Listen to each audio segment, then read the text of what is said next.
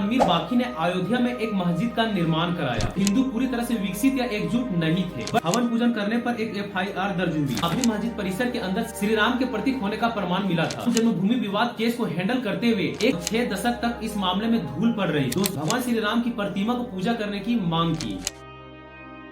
दोस्तों सबसे इम्पोर्टेंट बात, यदि आप इस चैनल पर नए हैं तो इस चैनल को सब्सक्राइब कर लेना, ताकि ऐसे ही वीडियो से आपको रूबरू करवाता रहूं। दोस्तों बात है 1526 ईस्वी की, जब बाबर ने पानीपत के पहले युद्ध में दिल्ली सल्तनत के अंतिम शासक इब्राहिम लोदी को हराकर भारत में प्रवेश किया। बाबर ने भारत में प्रवेश करते ही मुगल साम्राज्य की स्थापना कर दी। इसका पूरा नाम जहरूद्दीन बाबर था, जो तैमूर और चंगेज खान के वंशज थे। इन्होंने भारत में बड़े पैमाने पर मस्जिदों का निर्माण कराना शुरू कर दिया। इस दौरान उन्होंने पानीपत में अपनी पहली मस्जिद बनाया। यह मस्जिद अपनी बेगम काबुली के याद में बनाया था, जिसे काबुली बाग के नाम से जाना जाता है। ठीक इसके 2 साल बाद बाबर के सूबेदार मीर बाकी ने अयोध्या में एक मस्जिद का निर्माण कराया। इस मस्जिद को बनाने के लिए एक ऐसी जगह को चुना गया जहां हिंदू अपने आराध्य भगवान श्री राम का जन्म स्थान मानते थे, और साथ ही साथ बाबर के सम्मान में मीर बाकी ने इस मस्जिद का नाम बाबरी मस्जिद का नाम रख दिया। ये वो दौर था जब मुगल साम्राज्य पूरे देश में फैल चुका था। मुगलों और नवाबों के शासन के दौरान यानी 1528 से 1853 तक इस मामले में हिंदू पूरी तरह से विकसित या एकजुट नहीं थे। बट दोस्तों 19वीं सदी के अंत में मुगलों और नवाबों का शासन धीरे धीरे कमजोर पड़ने लगा, क्योंकि अंग्रेजी हुकूमत भारत में धीरे धीरे प्रभावी होने लगे थे। दोस्तों मीर बाकी के बाबरी मस्जिद बनाने के 330 साल बाद 1858 में पहली बार बाबरी मस्जिद के बाहरी परिसर में हवन पूजन करने पर एक FIR दर्ज हुई। दोस्तों अयोध्या रिविजेटेड किताब के मुताबिक 1 दिसंबर 1858 को अवध के थानेदार शीतल दुबे ने अपनी एक रिपोर्ट में बताया कि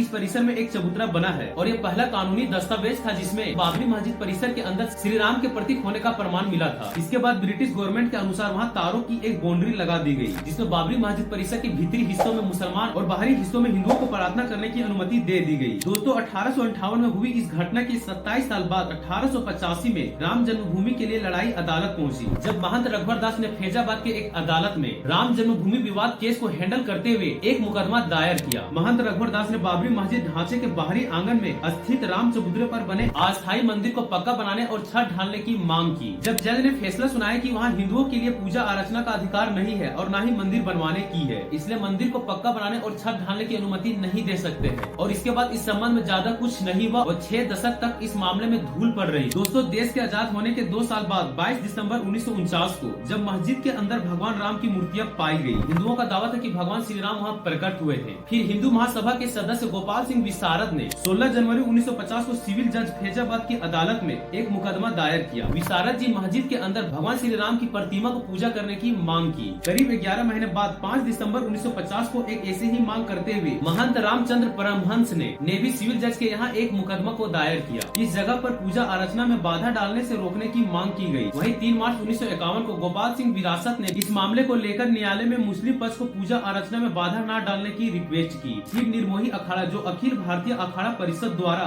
मान्यता प्राप्त 14 अखाड़ों में से एक है, इसका संबंध वैष्णव संप्रदाय से था। इस आंकड़े ने 1959 में बाबरी मस्जिद की विवादित भूमि पर मालिकाना हक जताते हुए एक मुकदमा दायर किया। इसके बाद साल 1961 में राम मंदिर के विरोध में यूपी सुन्नी वक्फ बोर्ड ने मुकदमा दाखिल करते हुए इस जगह पर मूर्तियां हटाने की मांग की। इसके बाद से यह मामला कोर्ट में उलझा हुआ है। बात 1982 की है। ये वो साल था जब विश्व हिंदू परिषद ने रामकृष्ण और शिव के स्थलों पर मस्जिद के निर्माण को साजिश पाया गया। इनकी मुक्ति के लिए अभियान चलाने का निर्णय लिया गया। 2 साल बाद 8 अप्रैल 1984 को दिल्ली में संत महात्माओं हिंदू नेताओं ने अयोध्या के श्री राम जन्मभूमि स्थल की मुक्ति और ताला खुलवाने के लिए आंदोलन करने का फैसला किया गया। फिर यूसी पांडे की नेतृत्व पर फैजाबाद के जिला जज KM पांडे ने 1 फरवरी 1986 को हिंदुओं को पूजा करने की परमिशन देते हुए ढांचे पर से ताला हटाने का आदेश दिया गया। फिर 6 दिसंबर 1992 का दिन देश का ही नहीं बल्कि इतिहास का सबसे काला दिन था, क्योंकि इस दिन बाबरी मस्जिद के विवादित ढांचे को लाखों संख्या में VHP और शिवसेना के लोगों ने गिरा दिया। हजारों लोग आपस में लड़ गए और कत्लेआम भी हुआ। अयोध्या में चारों ओर धूल भी धूल था।